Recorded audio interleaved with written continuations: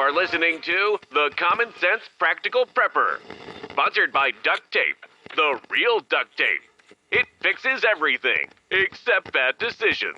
Good evening, Mr. and Mrs. America. From border to border, coast to coast, and all ships at sea, here is your host, Keith. Hey everybody, this is Keith, and welcome back to the Common Sense Practical Prepper podcast, March the 3rd, 2026. And as you can tell, I'm a little bit under the weather. I have a little bit of my voice left, so I'll go ahead and record this for y'all tonight. This is going to be pretty much off the cuff. I had a script ready, but with things changing in the world so quickly, almost by the hour, I'm just going to go ahead and give it to you off the cuff. First, I want to talk about the reach of this podcast and how much the reach of this podcast has expanded in the last 45 to 60 days. And I have everybody to thank for that reach. Now, I post my links on X, but it gets very little traction, 10, 20 impressions, no likes, no retweets, favorited very few times. So this comes from you sharing, liking, subscribing, and providing reviews. So again, I can't thank you enough. So here are a few of the countries that have reached out and downloaded this podcast in the last month or so. Almost every country in the Middle East has checked in. Iraq, Iran, Kuwait, Qatar, Saudi Arabia, Israel. I could go on and on. This podcast is listened to in 100 countries and 4,012 unique cities. Here's the top 3 cities: Dallas, Texas, Charlotte, North Carolina, and as I've said before, Sydney, New South Wales.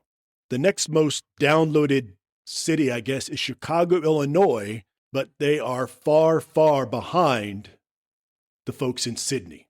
So you guys can probably guess what I want to talk about tonight. Politics aside, and again, I was going to wait for the dust to settle, figuratively and literally, when it came to the strikes against Iran. Whether you agree or disagree, it makes no difference to me. And whether you agree or disagree really has nothing to do with this podcast. So I'm not going to go into any details. Everybody knows when this happened. Late Saturday night, East Coast time. That would have been early morning or mid-morning in the Middle East. Eventually it was determined that the supreme leader was killed in an airstrike, along with many of his cabinet, council, whatever they're called, as well as many commanders of the Iraqi Republican Guard. So over the last, we're going on day 3 now, 3.5, a lot of the military infrastructure has been destroyed. We know how that works. About an hour ago, I read that when the Iranian leadership, or what's left of the leadership, was getting together to vote on who was going to be the next supreme leader, that building was destroyed. Now, Iran has over 9 million people, and it is an enormous country. They have obviously retaliated against U.S. bases. I think last I read 6 U.S. military personnel have been killed. They struck the 5th Fleet headquarters, our naval base in Bahrain. They've struck Saudi Arabia and several other Middle Eastern countries and cities. There is all sorts of misinformation out there. All sorts of misinformation. They call it the fog of war, whatever term you want to put on it. There is almost as much good information as there is bad information. I've said a million times, double check and triple check your sources. In addition to the misinformation, or as part of the disinformation campaign, there are deep fakes, AI videos that are getting better by the second. There are people that will look at the first few seconds of a video and make a quick reaction response without really looking into it. Again, we have very short attention spans and we scroll all day, so we don't have time to watch the entire 30-second video. We don't have time to scrutinize the video because we need to swipe left or right or TikTok-ing or Instagram it or whatever we're doing to move on to the next cool video of cats singing or dogs dancing or whatever's going on as the latest craze. But if you don't take a moment and stop, if you don't take a moment and engage your brain, if you don't take a moment and become a critical thinker, I'm a critical thinker. Sometimes I overthink a lot. Being skeptical and being critical or being a critical thinker, I believe are good things. And that's probably a whole different podcast. But in the day and age where information flies at the speed of sound or the speed of light, we want as much information as we can. My Twitter feed is full of the exact same post. If the president says something, or the UN Secretary General says something, breaking news, I'll scroll and it's the same video. Everybody wants to be first, breaking. This just in.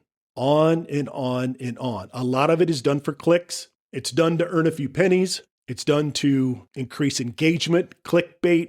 There's all sorts of words for it. Just to get you to click on it, just to get you to like it, just to get you to share it, just to get you to reply. A lot of this misinformation is, again, meant to divide us. If you're inundated with 15 different headlines about what's going on in the Middle East, and you don't take a second to actually read it, you're doing yourself a disservice. You're not getting the truth, or you're not getting as close to the truth as you can. There was a lot of conjecture out there that the Strait of Hormuz was closed. It was not closed. The Iranian Navy no longer exists. All 11 ships or 11 boats are now sitting on the bottom. In the years past, Iran was able to block the Straits of Hormuz. It's a very, very narrow strait. But what happened, the insurance companies, Lloyd's of London and all these big insurance companies who insure these tankers full of crude, when they heard the straits were closed, they told the tankers to stop. Every second a tanker is not moving to the port to pick up or from the port to drop off cost tens of thousands of dollars. So these insurance companies told the tankers to stop. Maersk, Hapag-Lloyd, they told them to stop. Now, apparently the U.S. Navy is going to escort those tankers through the straits. So now oil is flowing again. When and if those tankers are struck, more than likely it'll be by drones. We haven't got all the drones. We haven't got all the missiles. Plenty of Iranian military out there. So this could go on for a long time. I have no idea how long. Several days, several weeks. I have no idea how much armament the Iranians still have, or their proxies. So the price of gas here in central Virginia jumped 45 cents just on speculation, or just on reports that the straits were closed. All right, fair enough. Oddly enough, the dollar is doing incredibly well. And as a quick sidebar, which has led to the drop in the price of silver. Talk about that some other time. I've spoken about this before, and it's widely known, and it's been reported that there are approximately 18,000 known terrorists that are currently in the United States. They're often referred to as sleeper cells. Regardless, they're here. Whether they're actively planning something, that's up for other people to decide. But again, I've spoken about this before, and I'm going to err on the side of caution. You can look up Sarah Adams. She's on YouTube. She has a new channel called The Watch Floor. Very informative. She's the foremost expert on Benghazi. I don't think she's a sensationalist, and I trust what she has to say. She backs up what she puts out. She's talked about the plot against the homeland. She's provided information. I believe it's legit. Now we fast forward to Austin, Texas, super early Saturday morning, when somebody drove around the block several times and then started shooting at a crowd of people at a bar, first with a pistol, then apparently he exited the vehicle and had a rifle. 2 dead, 14 injured. Law enforcement showed up within a minute, I believe 57 seconds, and stopped the threat. Killed the attacker. Now people were quick to speculate this was a sleeper cell. It's been activated. Well, it's definitely an act of terror. He was wearing a hoodie that said property of Allah. His t-shirt under the hoodie had an Iranian flag on it. So it's safe to say that was an act of terror. Later that day, Sunday afternoon, here in Northern Virginia, there was a fender bender, road rage. In one of the vehicles involved, a guy pulls a knife, stabs a bunch of people, kills a lady, kills her dog. Virginia State Trooper shows up and kills him. All sorts of speculation. My goodness. Absolutely crazy, the speculation.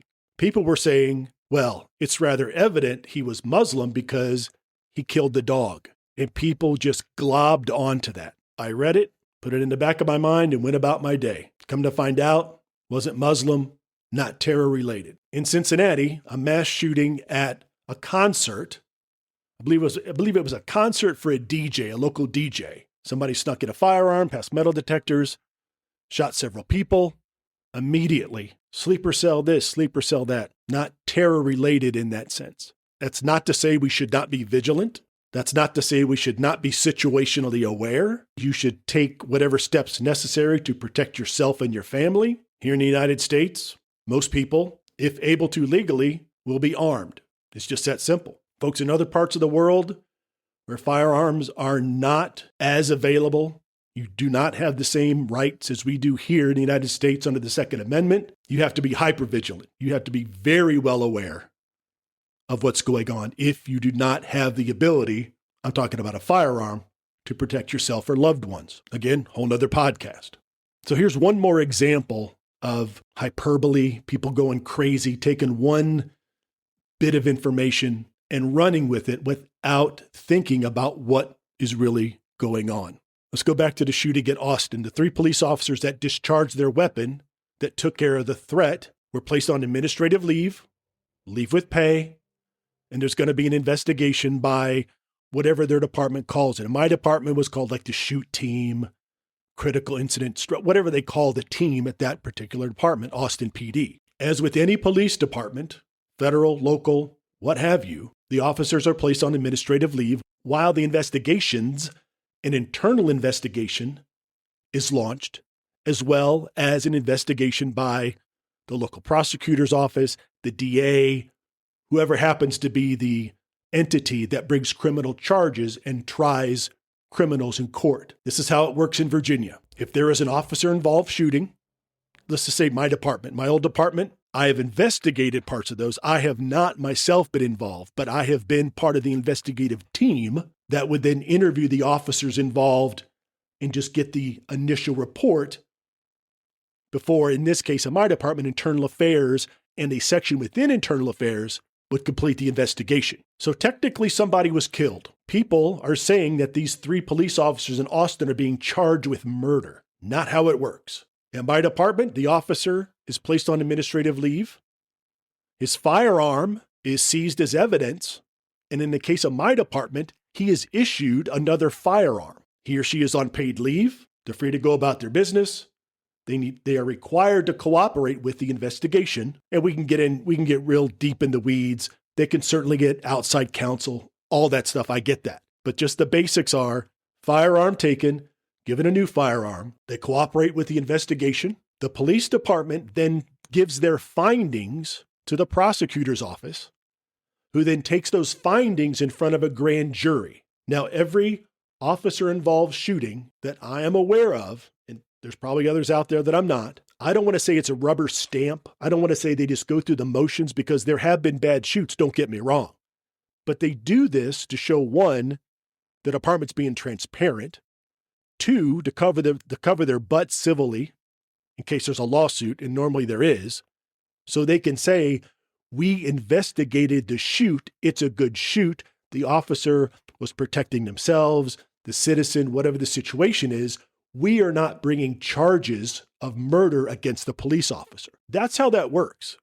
Nobody is saying that the Austin police officers were involved in a bad shoot. But if you go on the internet, dear Lord, you would have thought these officers were arrested and are going to be hung by their necks until dead. I can't believe this. I'm calling my senator. This is ridiculous. We're going to boycott the city of Austin. Folks, unfortunately, there's officer-involved shootings every week here in the United States, and that is the procedure. But again, you see the headline and you immediately get this visceral reaction. How dare they charge those police officers for protecting the public? And they just run with it. They get the clicks, they get the responses, they get everybody all ginned up. And for all I know, there's a bunch of people with signs picketing outside the Austin PD, free the officers, let the officers go, or whatever's going on. Just another example of how you need to engage your brain before you engage your mouth, or in this case, engage your fingers, and start typing. I'll get off my soapbox, go get some warm tea with honey, try to get rid of this cold or whatever I have going on. But folks, please be careful. Get your information from multiple sources. practicalpreppodcast@gmail.com. Again, I'm on the Twitters, Common Sense Practical Prepper, prep_podcast. Don't forget about Prepper Camp. I am presenting at Prepper Camp. And when I get my voice back, I think I just went through puberty there for a second. When I get my voice back, we'll talk more about prepper camp and what I'm doing. All right, folks, as always, please be careful out there. Take care of one another. And until next time. You've been listening to the Common Sense Practical Prepper. Subscribe, like, drop a review. Over and out.